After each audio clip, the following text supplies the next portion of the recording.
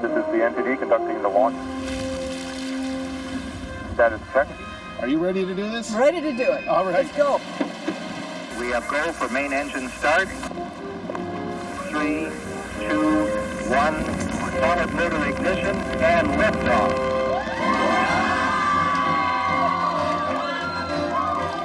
It's another successful blastoff for Dr. Roberta Bondar. Another mission has begun. All hands on deck. Cool. Today, she's with the students of Parkdale Junior and Senior Public School in Toronto. This is the photography club. All part of her legacy as Canada's first woman in space. Nice selection. Any one of the three would have been great to talk about. In the past 25 years, there have been thousands of students just like these, hanging on her every word. Your imagination still has to make your brain work. All because of a dream that started when she was just a kid herself. From the time she was a sparkle in her father's eye growing up in Sault Ste. Marie, Ontario, to becoming part of a twinkle in the night sky, it's been quite a ride. Space became such a passion of mine that from birthdays and holiday giving, I would receive a plastic model rocket set. If I had had those rockets that you have today where you can actually fire them off, oh, I'm sure I'd have had quite a collection. There were the science fairs, and then her university work. She swam her way through a Bachelor of Science in Zoology and Agriculture, a Master's in Experimental Pathology, as well as a Doctor of Medicine and of Philosophy and Neuroscience. By the time the ad first appeared in the paper back in 1983, Dr. Bondar was more than ready. I think I was the second application in Ottawa. I think there was at that time probably was a 70-year-old grandmother who had always aspired to be an astronaut too, who had beat me there, but I was one of the first. From the over 4,000 applicants, eventually 19 were chosen, and just one was a woman, Dr. Roberta Bondar. She trained long and hard for almost a decade, always keenly aware of what it meant to be the first and what it could potentially mean to fail. That is always a concern that a pioneering person has, regardless of which gender it is, into something where there really hasn't been that particular representation before. Sure. Tremendous amount of pressure, though. I think it's, I look at it not as pressure, I look at it as the time to shine. I look at it as a time where people really need to see that there is no reason why we shouldn't be doing these things.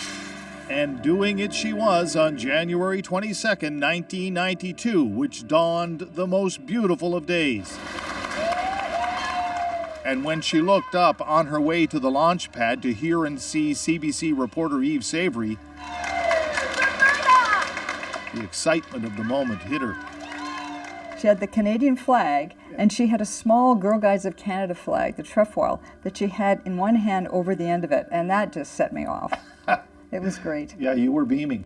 To see that flag, it was amazing. And you know, I had a Canadian flag on my sleeve, and I wouldn't get my official crew picture taken until I got a Canadian flag in there. And then we're continuing to look at the field mill situation and also at some clouds that are in the vicinity. A 50-minute delay, tightly strapped into a very large bomb. Challenger, go with throttle up.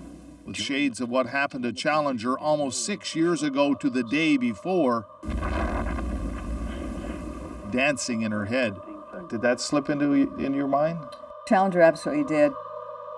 I hate to say it, we were crazy enough to be saying, hey, you know, if we lost one engine, we'd be on the Guinness Book of Records for the fastest transatlantic crossing. I mean, you get silly nutty because you have to somehow diffuse. Mm-hmm. You have to still be focused, but diffuse this, and we all do it with humor. Sure, it's gallows humor, isn't it? Absolutely gallows humor.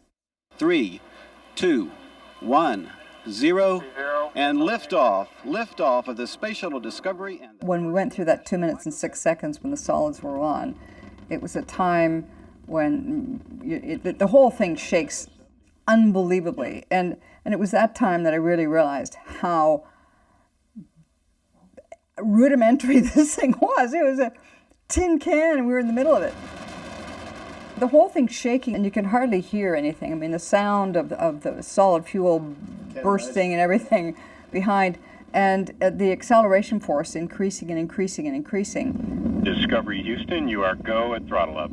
When the two solids fly off, I mean, we're all singing the praises of this wonderful technology and we're still alive.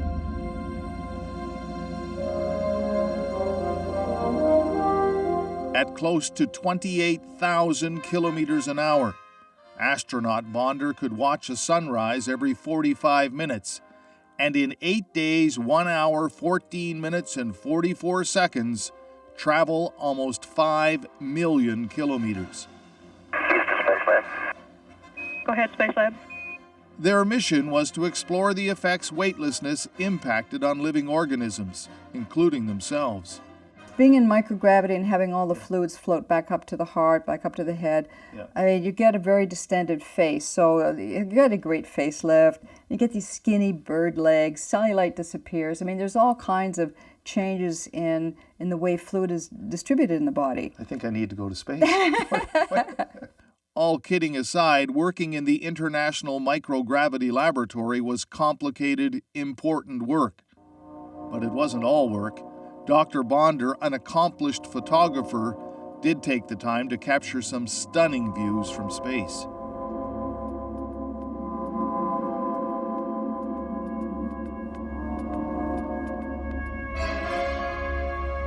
And something that's never really been publicly revealed, took a moment to recreate the ending of one of her favorite movies, 2001: A Space Odyssey. When I was in the galley area, which was where we dressed as well, I pulled the louvered curtains around because I always did that for privacy. And there was a porthole that you could actually see the Earth. There was a window right there. And it was about this big. And I remember was changing my clothes. I took all my clothes off and I tucked up in a ball without anything touching me, like that embryo at the end of the movie 2001. And I just rotated in full view of the planet. It was my homage to Arthur C. Clarke. Wow.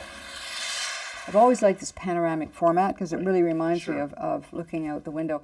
So Back on Earth, photography has been an ongoing passion, on display in the many books she has written and through her foundation, a way to reach out and inspire, to engage young people. It's a responsibility passed along by her parents. These traveled in space. They traveled in space. And by the Girl Guides. Yes. So this is the first set of wings that I grew up with. These are ones I flew from brownies to Girl Guides. It's not something she takes lightly.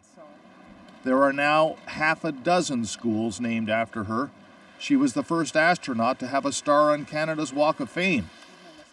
And there is now her own commemorative coin. But it is a beautiful rendition of what the Earth does look like from space.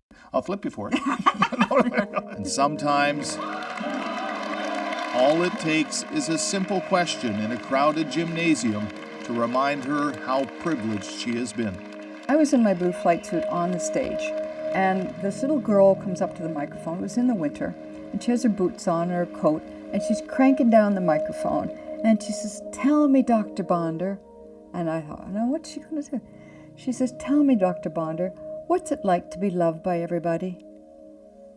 Well, like, you know, my mother was in the front row. My father had died just before the Challenger accident, and it was all I could do to keep it together. So when we talk about responsibility of being a pioneer, it's not just about having done it. It's about the life you create afterwards. What do you do with that? What do you do with that grand experience that you are been privileged to have had?